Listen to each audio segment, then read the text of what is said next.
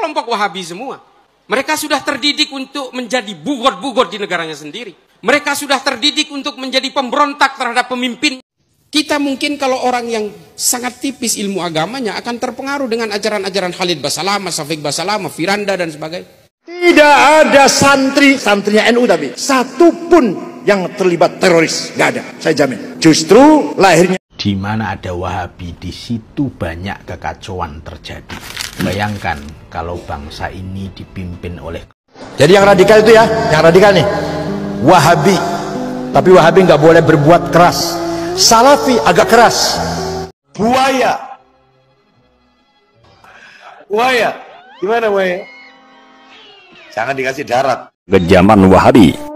Setelah mereka merampas, merusak segala yang ada, membunuh orang-orang tak berdosa, dan bahwa hakikat perayaan Maulid Nabi Sallallahu Alaihi Wasallam bukan berasal. Antum katakan saya Salafiyah, saya Muhammadiyah itu firqadallah, NU firqadallah, jemaah. Saya akan memberikan data, saya pertanggungjawabkan data ini. 100% teroris yang ditangkap di Indonesia Wahabi cikal bakal teroris. Siapa yang ngomong ini? Yang ngomong ini siapa? Muhammad bin Salman. Iya. Putra mahkota Saudi sekarang yang ngomong. Wah. lebih Saudi dari Saudi. Orang Saudi berusaha menjadi orang Indonesia hari ini. Mereka memberikan kebebasan-kebebasan. Dalilnya mana? Hujahnya mana? Jadi dalilnya ada atau tidak? Dalil, hujahnya ada atau tidak? Yang saya bawa dalil semua. Hai guys, jumpa lagi dengan saya Hadi Purwanto ya guys. Kali ini kita akan membahas Wahabi versus NU Nusantara ya guys.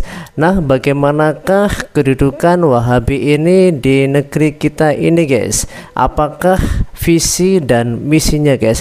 Apakah dia ini menguntungkan, bermanfaat, ataukah sebaliknya guys, terutama untuk kaum Nahdliyin atau Nahdlatul Ulama guys? Mari kita saksikan guys, let's go guys.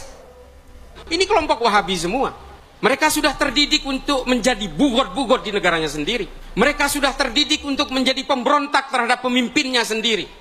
Ini adalah ajaran-ajaran yang sudah dibangun dari awal oleh Ibnu Taimiyah dalam Majmu' al-Fatawa dan Ta'liq as-Siyasatus Syari' dengan ajaran al-wala wal bara, membangun monoloyalitas terhadap orang yang dianggap sama dan membangun permusuhan sejauh mungkin dengan orang yang dianggap berbeda. Nih Wahabi ini, orang-orang meskipun sesama Islam ini semua dianggap orang-orang jahiliyah. Ajaran-ajaran ini kemudian diakselerasi, digulirkan oleh Muhammad bin Abdul Wahab untuk kebutuhan konsumsi kekuasaan politik kerajaan Ibnu Saud di Arab Saudi. Lalu kemudian digulirkan oleh Said Qutb, Hasan al-Banna dan sebagainya di Mesir.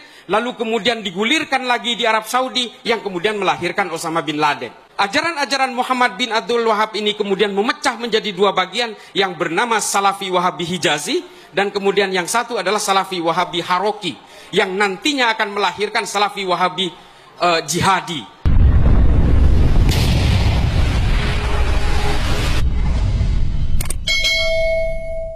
Jadi dari sini kita ambil kesimpulan dasar ya guys, bahwasanya kaum Wahabi ini kaum yang ekstrim dan radikal gitu guys ya.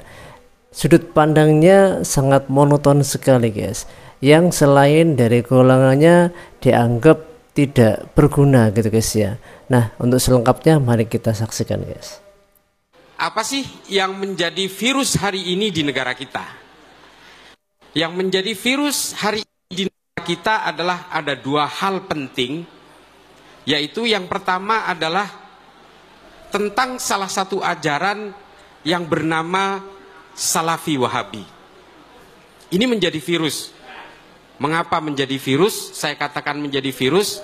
Saya kebetulan tenaga ahli pencegahan radikalisme, ekstremisme, terorisme di Mabes Polri. Saya melekat bekerja sehari-hari dengan Densus 88. Dan saya harus mengakui jati diri saya karena apa yang akan saya sampaikan ini adalah data-data dari temuan saya ketika saya berhadapan langsung dengan teroris-teroris yang baru ditangkap. Saya harus akui itu. Dan saya punya data berdasarkan pengalaman saya ketika saya bertatap muka dengan mereka. Saya pastikan 100% teroris yang ditangkap oleh Densus 88 berfaham Salafi Wahabi. Saya pastikan itu. Kalau ada yang mau bantah, silakan datanya ke saya. Jadi kalau kemudian ajaran-ajaran Salafi Wahabi mengharamkan maulidan, mereka melarang tahlilan, mereka melarang haul, teroris yang ditangkap oleh Densus 88 juga melarang hal yang sama. Perbedaannya di mana?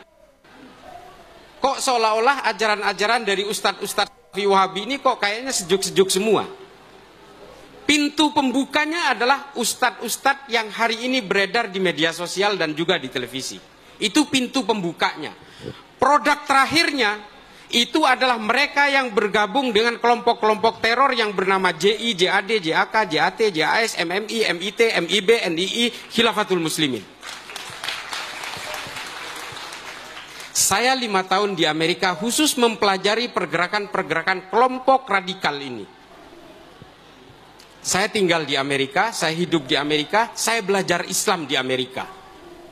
Saya belajar tentang sejarah dan filsafat Islam di Zaytuna Institute di Berkeley di California. Kebalik, menabi orang Madura ajar agama nikah de Arab. Saya kebalikannya, saya ke Amerika. Tapi nggak apa-apa, ilmu itu ada di mana-mana. Lalu kemudian apa yang membuat ajaran ini kemudian membentuk orang untuk pada akhirnya melawan negaranya, dan mengapa kemudian ajaran ini membentuk orang supaya secara tega dia bisa menghalalkan darah orang meskipun satu keimanan sekalipun. Luar biasa sekali ya guys ya, sangat ekstrim sekali guys. Satu tafsir sekalipun. Bapak Ibu sekalian, saya sudah pernah ke Afrika berkali-kali. Saya sudah ke Somalia, ke Tanzania, ke Somaliland, sampai ke Sudan, negara tanduk Afrika. Saya sudah membelah Afrika ke bagian tengah, Kenya, Republik Afrika Tengah, Bangui, lalu kemudian menyusuri pantai barat Afrika, Nigeria, sampai ke Liberia di Monrovia. Di Somalia ada kelompok teror yang paling ditakuti di Afrika, namanya Al-Shabaab. Di Nigeria ada kelompok teroris yang paling ditakuti di pantai barat Afrika, namanya Boko Haram. Di Afrika Tengah ada kelompok teroris yang paling ditakuti bernama Seleka. Di utara, di Sudan, ada kelompok teroris yang paling ditakuti bernama kelompok Hasan Turabi. Di Pakistan ada kelompok, saya sudah juga ke sana. Di Pakistan ada kelompok teror bernama Laskar At-Taiba. Di Thailand Selatan ada kelompok separatis kemerdekaan Thailand Selatan. Ini kelompok Wahabi semua. Mereka sudah. Kita mungkin kalau orang yang sangat tipis ilmu agamanya akan terpengaruh dengan ajaran-ajaran Khalid Basalamah, Syafiq Basalamah, Firanda dan sebagainya, Abu Jawas dan sebagainya. Saya sebut aja. Mungkin akan terpengaruh. Oh ini nih ajaran yang paling benar. Oke, ketertarikan itu. Lalu kemudian masuk. Setelah itu terbangun kesadaran-kesadaran kognitif di dalam kepalanya bahwa saya yang paling benar, orang yang. Jadi sejenis kayak pencucian otak gitu guys. Otaknya dicuci guys ya. Berbeda dengan saya pasti salah. Klaim-klaim kebenaran ini yang membentuk orang kemudian berusaha melakukan pemberontakan kolektif yang akhirnya membangun jiwa orang menjadi teroris. Semua prosesnya sama, Pak. Semua teroris yang ditangkap Densus ketemu sama saya. Bukan semua sih. Nanti saya bohong lagi. Kurang lebih sekitar 400-500 ideolog-ideolog dan pentolan-pentolan teroris yang ditangkap itu sudah ketemu dengan saya, dan saya pastikan mereka Wahabi semua. Tidak ada yang NU. Ada sih, ada. Bukan NU tapi FPI. 2141 orang itu 4 FPI, kelompoknya Hussein Hasni. Dia merakit bom di Jakarta, di Condet dan Bekasi. Mereka akan meledakkan di beberapa titik di Jakarta karena mereka tidak terima Habib Rizik ditangkap. Yang satu Katolik, dia ingin memeras pemilik Mall Sumarekon Serpong dengan Bitcoin. Karena tidak mau bayar, diledakkan mallnya. namanya Fernando, Katolik. Yang satu adalah Johnson Dang Siagian, beragama Protestan. Dia ingin meledakkan pos polisi di Jatiwarna. Sudah itu, selebihnya Wahabi. Wahabi. Kalau nggak ada yang percaya, saya itu hari ini di medsos itu betul-betul diserang. Saya penjual radikal-radikal. Saya dulu sebelum kerja di Mabes Polri sama Pak pikiran, apaan ini? Ini semua normal kok. Ini teroris ini jangan-jangan dibuat ini sama polisi supaya polisi dapat anggaran dan mereka punya kerjaan. Wallahi tidak, Pak. Saya kader NU yang ada di dalam Mabes Polri, mobil khusus identitas. Saya tahu persis. Jadi kalau saya kemudian berusaha memerangi Wahabi, bukan karena perbedaan keyakinan, bukan. Silahkan menggunakan paham Wahabi itu sepanjang tidak mengkafir-kafirkan orang yang berbeda. Karena apa? Picu dari bangkitnya terorisme adalah ketika dia sudah menganggap orang yang berbeda itu adalah orang-orang jahiliyah yang halal darahnya. Kalau masih pengikutnya Salafi, Pak, masih belum. Pinter ini. Salafi itu ya Wahabi sebenarnya. Cuma karena Wahabi identik dengan terorisme lalu dirubah namanya jadi Salafi, Salafus Soleh. Mengharamkan ini, mengharamkan itu, mengharamkan bank dan sebagainya. Bank konvensional ini haram, orang kerja di bank dipaksa keluar karena ini riba dan sebagainya. Jualan habatus sauda aja. Jadi tukang ojek aja. GoPay apa segala macam. Gimana? Padahal Pak, uang kertas yang dipakai jual beli tiap hari ini produknya bank. Kalau naik haji mereka naik pesawat nggak ada yang dibeli lunak, nggak ada yang dibeli kontan, Pak. Itu nyicil pakai bank berbunga semua. Kita kan tahu ini, orang-orang NU kan tahu bahwa fikih itu adalah tabi'un menurun. Kalau di atasnya haram sampai ke bawah ya haram terus. Ini enggak. Duitnya kertasnya itu, duit kertas itu dipakai setiap hari oleh kelompok ini lalu mengharamkan bank. Munafik namanya. Makanya Darul Iftah dari Mesir menghalalkan bank konvensional. Prinsip dari riba itu adalah ketidakadilan. Riba haram iya, tapi bank konvensional ini kan persoalan tafsir. Nah ini Darul Iftah. Nah tapi mereka ngotot, Pak. Mereka nggak tahu orang dipaksa jualan habatus sauda, dia nggak tahu bahwa LC-nya, letter of credit impor ekspornya habatus sauda dari Yaman menggunakan bank konvensional juga, Pak. Ini kan aneh orang-orang ini. Tabi'unnya lupa. Ini mumpung direkam ini. Makanya saya itu selalu gregetan. Saya selalu nantang ini orang-orang pengusung khilafah dan orang-orang Wahabi ini, ayo debat sama saya. Live streaming ke seluruh Indonesia nggak apa-apa. Jangan pakai dalil tapi. Kalau pakai dalil berat, Pak. Sampai kiamat dalil ini selalu didebatkan. Orang yang nggak baca kunut dan yang baca kunut itu sama-sama punya dalil masalahnya. Kita pakai rasionalitas berpikir dan pakai rujukan-rujukan tarikh. Kita pakai rujukan dari Ibnu Athir, Ibnu Katsir, Al-Mas'udi, Imam Suyuti, At-Tabari. Kita pakai itu. Karena apa? Penulis sejarah rata-rata adalah penulis tafsir. Kenapa begitu? Karena disitulah kias-kias itu ditemukan. Nah orang-orang seperti orang Wahabi Salafi ini selalu menggunakan ayat sebagai terjemahan-terjemahan tekstual. Makanya Pak, teroris itu kalau nggak surat Al-Baqarah ayat 29 dan 41 memang itu rujukannya untuk menghalalkan dirinya melakukan bom bunuh diri. Dua ajaran ini menjadi pembeda. Ada dua pembeda. Yang satu adalah yang disebut dengan konsep-konsep ajaran politik Haroki, Salafi, Wahabi, Hijazi yang berkiblat kepada Arab Saudi. Tapi yang kedua adalah konsep-konsep Haroki dan Jihadi yang berkonsep terhadap, berafiliasi terhadap Ikhwanul Muslimin. Jadi ada dua kemudian yang bergerak ini. Yang satu adalah orang-orang, nah sejak saat itulah, dulu kan Wahabi ini satu. Setelah Wahabi ini identik dengan terorisme dan kekerasan, mereka mengubah namanya menjadi Salafi. Nih kan nih, termasuk organisasi Salafi Wahabi neng polisi ini saya terpapar oleh korebu mentroningan. Mangken nih kan, ada organisasi bernama Polisi Cinta Sunnah. Setengah ketangin, yoba detik pembelajar cinta sunnah. Pada Wahabi ini kemudian identik dengan kekerasan-kekerasan dan terorisme, lalu kemudian dirubah menjadi nama Salafi. Setelah Salafi juga identik dengan kekerasan-kekerasan di banyak tempat, termasuk di Nigeria, di Somalia, di Republik Afrika Tengah, di Sudan, di Thailand Selatan, dan juga di Filipina, akhirnya dirubah menjadi gerakan-gerakan sunnah. Ini kelakar ahli ini kah? Strategi kemunduran. Lah karena modelnya ketinikah. Jadi kemudian Dua poros utama dari gerakan Wahabi ini bisa dibedakan adalah gerakan-gerakan yang terafiliasi kepada Arab Saudi dan gerakan-gerakan Salafi Wahabi yang kemudian berafiliasi kepada Ikhwanul Muslimin. Ada lagi tambahannya satu hari ini yang berafiliasi kepada gerakan-gerakan trigger awal di Palestina yang bernama Hizbut Tahrir Internasional yang lebih mengglorifikasi khilafah. Ini modelnya lain boleh nih kan. Tapi semuanya sama, berbasis pan-islamisme, dan lalu kemudian tiga macam gerakan politik ini sama. Yang mempersamakan dari diantara mereka tiga jenis ini adalah dua konsep awal yang ditulis oleh Said Qutb di dalam Malim fil Thoriq, yaitu hakimiyah dan takfiriyah. Tujuan dari kelompok-kelompok teror ini apa? Membangun toli'ah. Semua teroris punya semua kitab ini yang saya sebutkan tadi, Majmu' al-Fatawa, Ta'liq as-Siyasatus Syariah, semua teroris punya ini.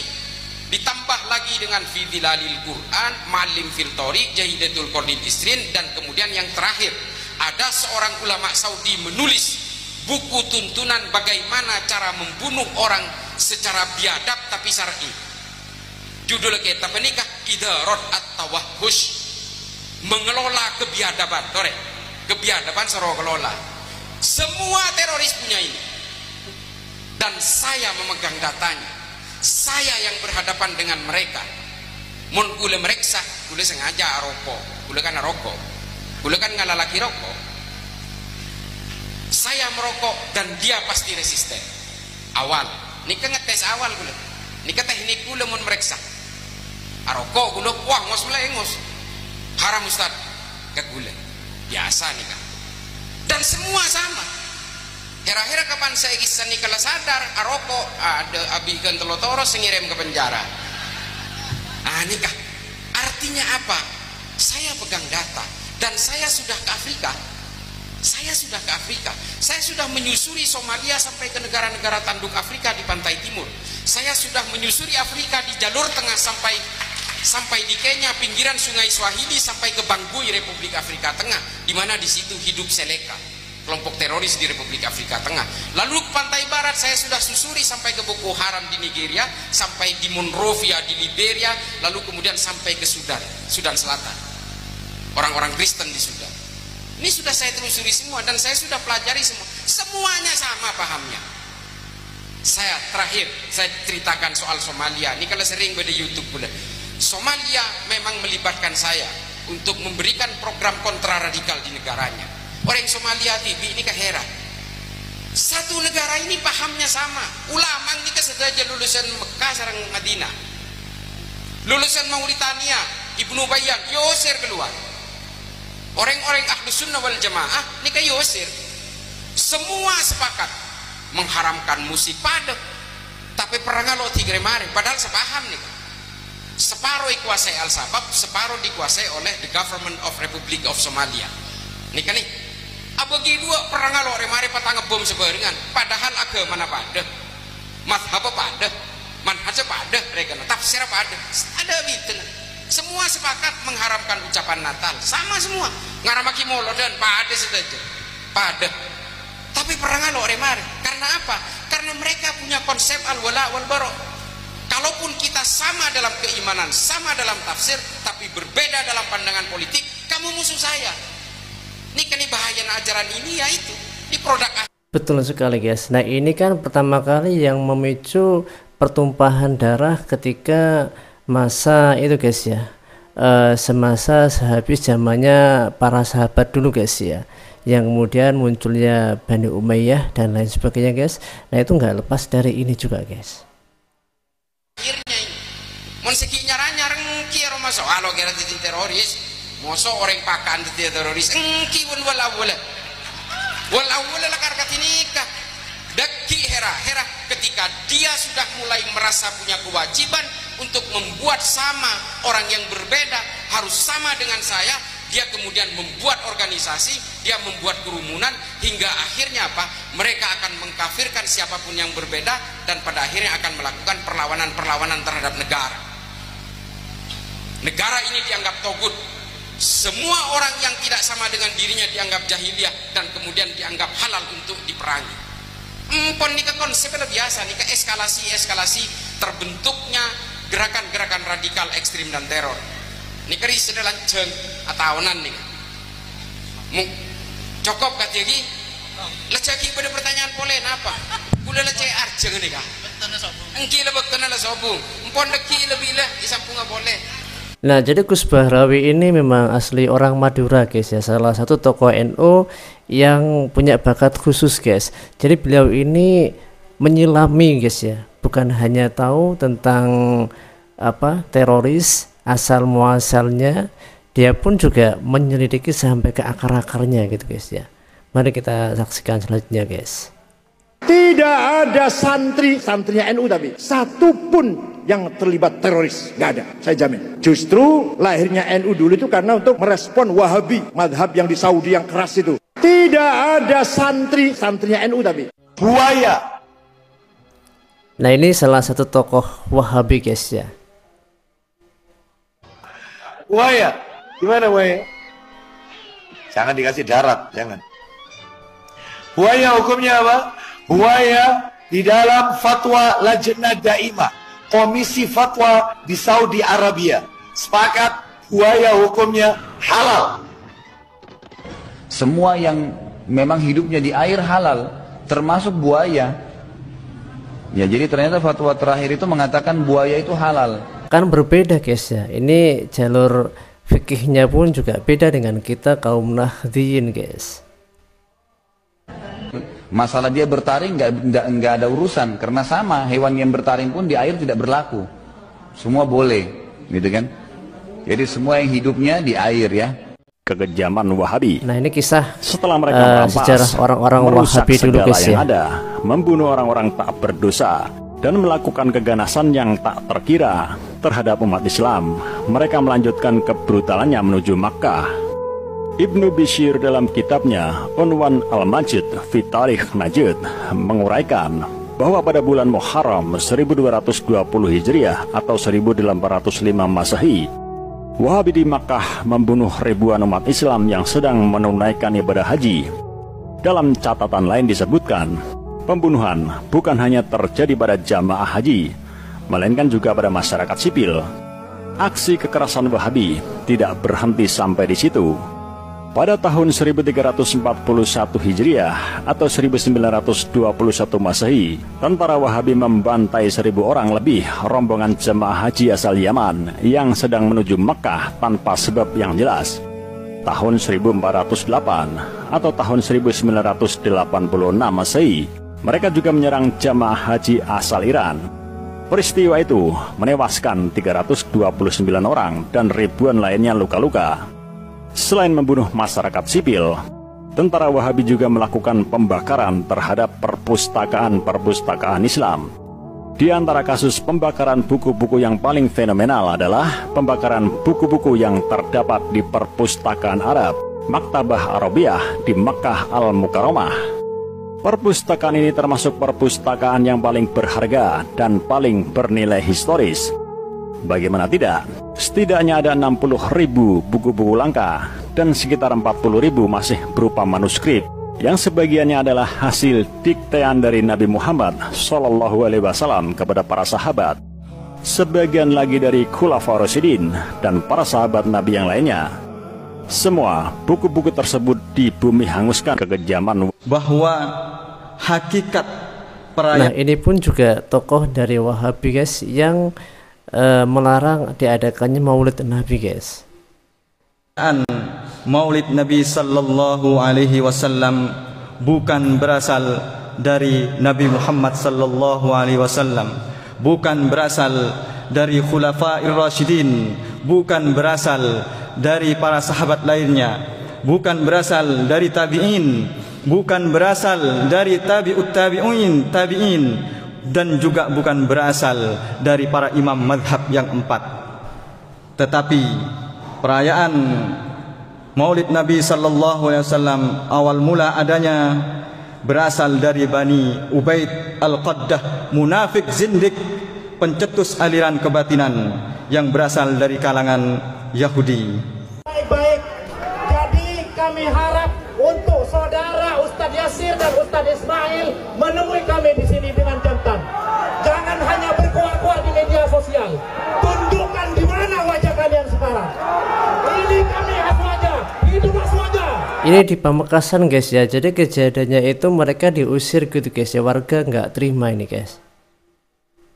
Hidup Haji Sunnah wal Jamaah. Hancurkan Wahabi. Tolak Wahabi. Angkat kaki Wahabi dari Indonesia. Angkat kaki. Semangat. Sambil menunggu, kami beri waktu 10 menit. Melanjutkan yang kedua, kami selaku Ketua Takmir Masjid Utsman bin Affan tidak akan mengadakan Jumatan lagi mulai Jumat besok.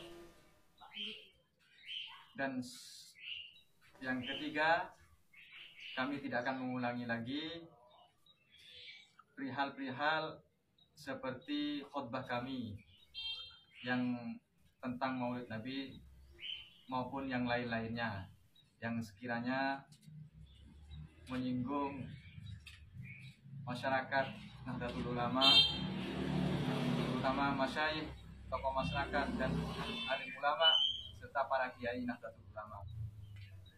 Mungkin itu yang bisa kami sampaikan. Kurang lebihnya mohon maaf sebesar-besarnya. Bahwa di mana ada Wahabi, di situ banyak kekacauan terjadi. Bayangkan kalau bangsa ini dipimpin oleh kelompok orang yang menolak simbol agama lain, bahkan melarang upacara keagamaan non-muslim di wilayah mayoritas Islam. Serem kan?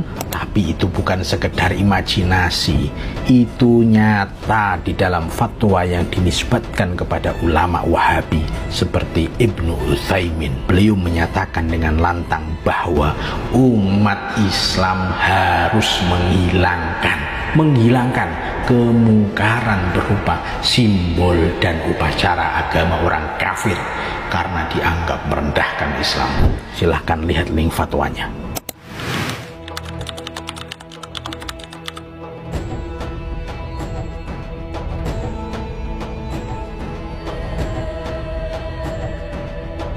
Padahal kalau kita balik ke zaman Rasulullah SAW, justru toleransi itu dijunjung tinggi.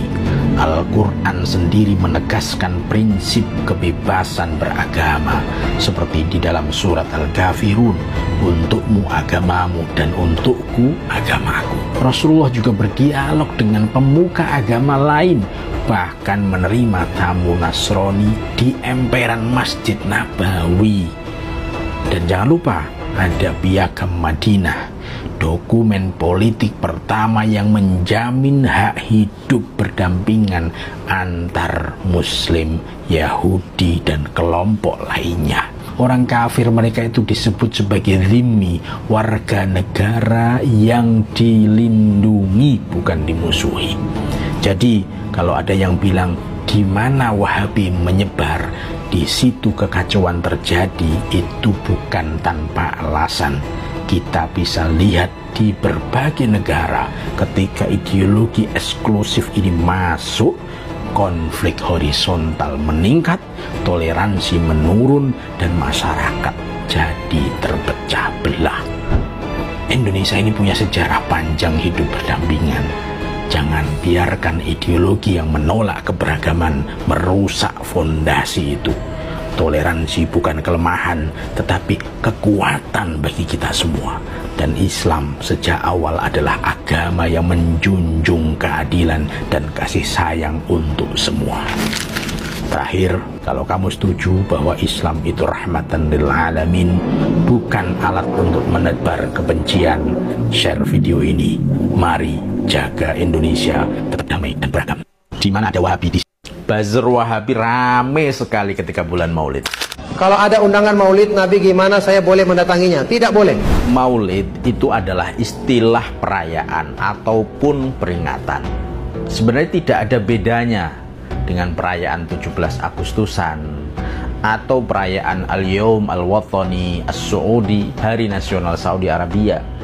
Tidak ada bedanya sebenarnya. Maulid itu juga nggak ada bedanya dengan Memorial Muhammad bin Abdul Wahab yang ramai sekali, luar biasa. Juga tidak ada bedanya dengan mengenang meninggalnya Al-Ustadz Yazid Jawas dan lain-lain. Masih banyak sekali, silahkan cek di internet. Banyak acara-acara yang serupa seperti itu. Semuanya sama-sama bermakna memperingati ataupun merayakan. Kalau manusia biasa kita istilahkan dengan haul, namun kalau Nabi kita istilahkan dengan maulid. Karena Nabi lahir pasti baik dan maksum, sedangkan ulama baru terlihat baik ketika beliau wafat. Oke, teman-teman Wahabi, sebenarnya kalian tahu nggak sih isi maulid itu? Kok bisa-bisanya semena-mena sekali membid'ahkan amalan-amalan umat. Ini, dengerin tolong ya, tak kasih info. Acara maulid itu isinya apa sih sebenarnya? Yang pertama, membaca Al-Quran. Baca Al-Quran bid'ah tak? Hah? Ada juga yang kedua, membaca sirah nabawiyah. Salah juga membaca kisah-kisah Nabi. Yang ketiga, baca sholawat ataupun nasyid, sholawatan. Ini juga nggak bener tah. Yang keempat, ada ceramah agama. Ini juga mau disalahin, ceramah-ceramah nasihat agama. Dan terakhir biasanya ada zikir dan sedekah. Semua jelas ada dalil yang bersifat umum mendukung perbuatan-perbuatan tersebut, bahwa itu semua perbuatan baik dan mendapatkan pahala. Membaca Quran, sholawatan, ceramah, sedekah, semua itu juga ada dalilnya. Lah kok disalah-salahi? Lalu bid'ahnya itu di mana sebenarnya? Maulid itu adalah bentuk ekspresi kecintaan kita terhadap Nabi Muhammad SAW. Kalau ditanya, bagaimana sahabat mengekspresikan kecintaan terhadap Nabi setelah Nabi tiada? Ya banyak sekali ceritanya, banyak sekali macamnya. Ada seperti sahabat Ja'far menceritakan keindahan wajah Rasulullah SAW sambil beliau berbinar-binar luar biasa. Ada yang menceritakan sifat-sifat beliau. Bahkan, mohon maaf, sahabat Bilal saja menangis bergetar luar biasa, bahkan pingsan ketika bercerita ataupun sekedar membayangkan, mengingat-ingat Rasulullah SAW. Itu semua ekspresi cinta. Dan semua itu diceritakan di dalam kitab-kitab hadis yang banyak bertebaran di sekeliling kita. Oh Ustadz, maulid itu kan membuat ritual khusus pada hari khusus. Saya balik tanya sekarang, khususnya ada di mana? Lah orang tiap bulan, tiap pekan, bahkan ada yang tiap hari ngadain maulid juga tidak ada masalah. Nggak diharuskan harus hari ini, bulan ini. Nggak ada seperti itu. Maulid itu ekspresi cinta. Isinya juga macem-macem. Kadang baca berjanji, maulid dibai, simtuburo, dan lain-lain. Banyak sekali macamnya. Itu semua adalah gubahan atas keindahan perangi Rasulullah SAW. Dan yang diharapkan mereka apa sih? Kedekatan bersama Rasulullah dengan membaca sholawat, agar kita kelak mendapatkan syafaat. Ada yang bertanya lagi, tapi itu kan budaya Syiah Ustadz, dari dinasti Fatimiyah, dinasti Syiah. Saya tanya juga, apakah maulid di Indonesia itu gubahan orang Syiah? Tidak ada, saya jamin tidak ada. Sebagai penguat, apakah kekhalifahan Turki Utsmani juga dulu Syiah? Padahal secara resmi mereka merayakan maulid, istilahnya Mevlid Kandili. Ini resmi loh, dirayakan secara serentak. Ini berlanjut sampai dengan sekarang. Apakah ulama mereka bodoh-bodoh ketika itu? Semua nggak tahu apa itu bid'ah. Begitu juga ulama-ulama besar di Yaman, di Oman, di Abu Dhabi, di Mesir, di Maroko, di Turki, di Chechnya, dan seluruh ujung dunia, mereka merayakan maulid Nabi. Sesatkah semua mereka? Apakah hanya orang kalian saja yang benar? Oke ya, ini semua logika sederhana. Jika mau kalian panjang lebar membahas hukum tradisi dan budaya dalam Islam, ayo kita berdiskusi lebih lanjut. Oke? Afala ta'qilun? Kan antum antum katakan saya tidak salafi, sarah Muhammadiyah. Muhammadiyah itu firqadullah, NU firqadullah, jemaah tabligh, jemaah tabaligh, jemaah tabligh, jemaah tabaligh, firqadullah. Apalagi tarbiyah firqadullah. Dan jurus kepada Al-Quran itu. Yang menjurus kepada Al-Quran adalah ahlu sunnah wal jamaah, salaful ummah, yang dikatakan salafus saleh, dan kita pengikutnya salafiyun. Apa pandangan Ustaz? Ada istilah Ustaz sunnah dan orang sunnah. Bentar lagi ada Ustaz wajib. Ada-ada aja guys ya. Ustaz kok sunnah, ada Ustaz gimana kok baru kali ini saya dengarnya guys. Ustaz sunnah, Ustaz wajib, Ustaz sunnah muakkadah, Ustaz makruh, hadir kalian buat sekalian.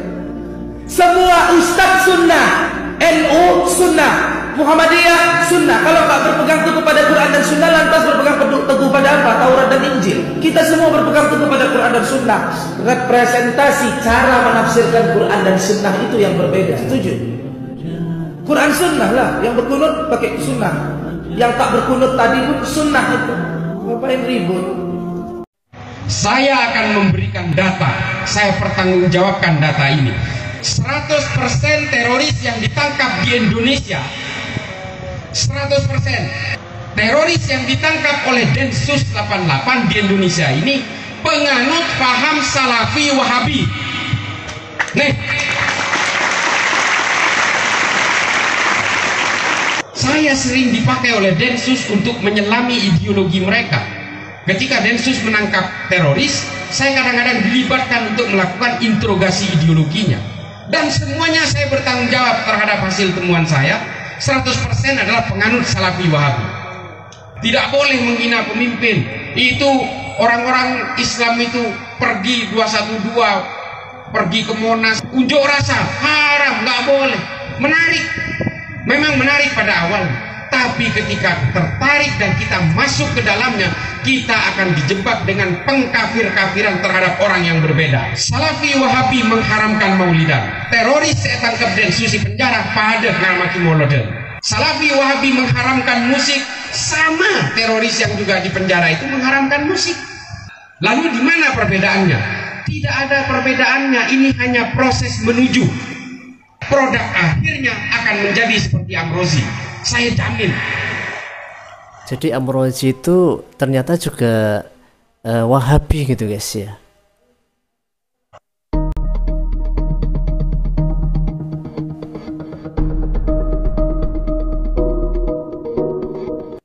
Wahabi cikal bakal teroris. Siapa ngomong ini? Yang ngomong ini siapa? Muhammad bin Salman. Iya. Putra mahkota Saudi sekarang yang ngomong Wahabi cikal bakal teroris. Iya. Cikal bakal Al-Qaeda, cikal bakal ISIS, cikal bakal takfiri, jihadi, takfiri. Izin saya tambahkan juga Kiai. Muhammad bin Salman juga mengatakan bahwa Arab Saudi harus lepas dari Wahabisme karena kalau tidak Arab Saudi akan menjadi negara paling primitif di dunia karena selalu mengaku paling otentik. Jadi yang radikal itu ya, yang radikal nih Wahabi, tapi Wahabi nggak boleh berbuat keras. Salafi agak keras, agak keras. Kalau ada orang ziarah kubur, bubarkan ke Salafi. Contohnya siapa? Ja'far Umar Tholib yang udah meninggal, ya, atau Khalid Bawazir yang di Ampel, Yayasan Ali bin Abi Tholib, itu ada sana ada. Itu Salafi, bukan teroris, bukan. Yang teroris ada dua, Ansarut Tauhid, non Muslim harus dibunuh, gereja dibongkar, itu Ansarut Tauhid. Siapa? Mbah Abu Bakar Basir, Amrozi, Ali Hufron, Mukhlas, Ali Imran, Imam Samudra. Ansarut Tauhid, non Muslim. Yang lebih jahat lagi namanya Ansarud Daulah. Kita ini boleh dibunuh, kita ini yang menerima Pancasila bunuh. Tauhid yang menusuk Pak Wiranto, yang ngebom Masjid Polresta lagi Jumatan di Cirebon, yang nusuk polisi lagi sholat di Blok M. Ansarud Daulah itu.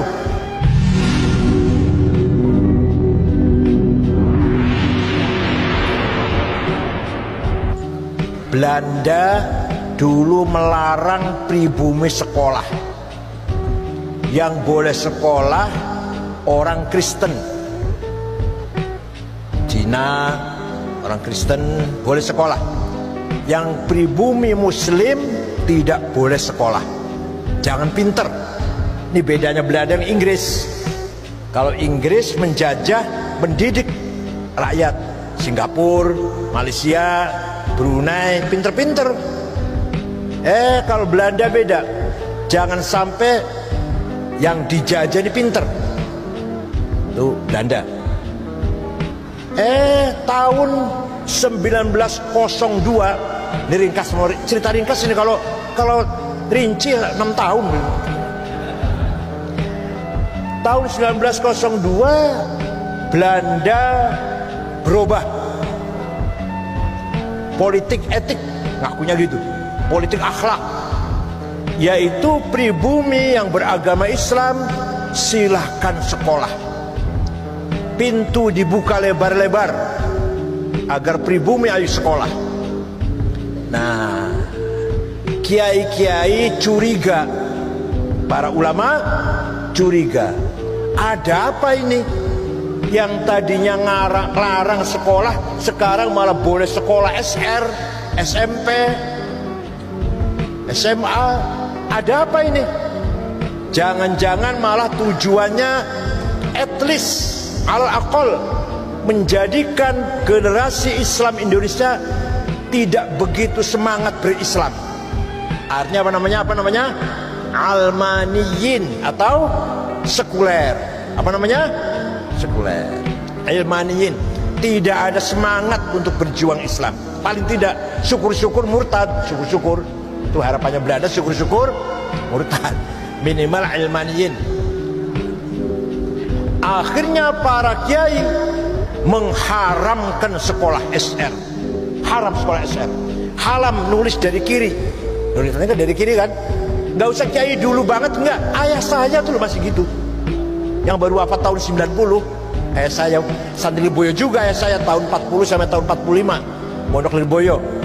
Muridnya Mbah Manaf. Kalau saya Santri Lirboyo 68 sampai 71. Ngaji sama Ki Mahrus. Pada subuh Mughnil Labib, pada Dzul Uqudul Juman, pada asar Ghayatul Wusul, pada isya Fathul Wahab, tapi nggak ada yang khatam.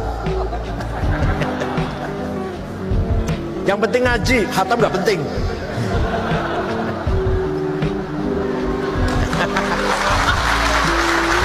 Jadi beliau ini alumni Lirboyo guys ya.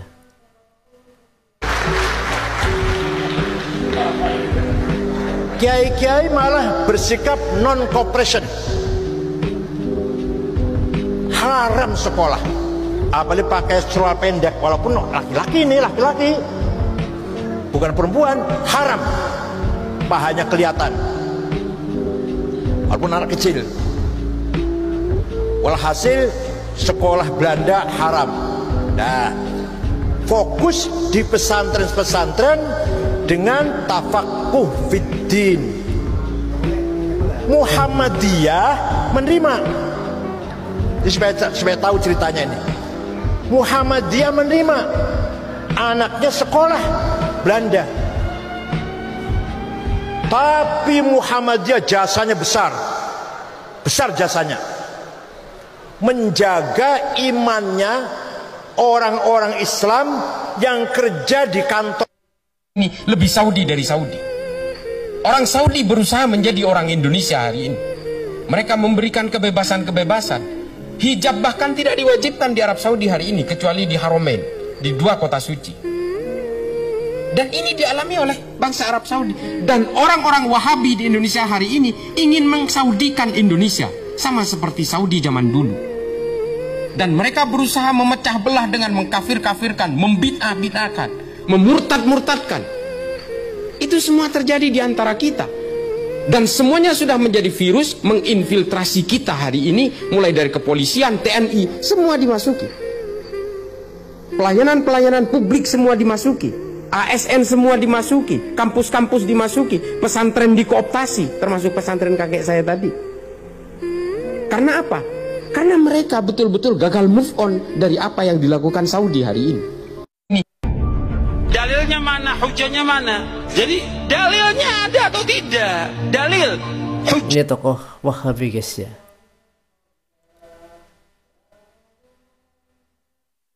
hujahnya ada atau tidak? Yang saya bawa dalil semuanya ini. Dalilnya mana?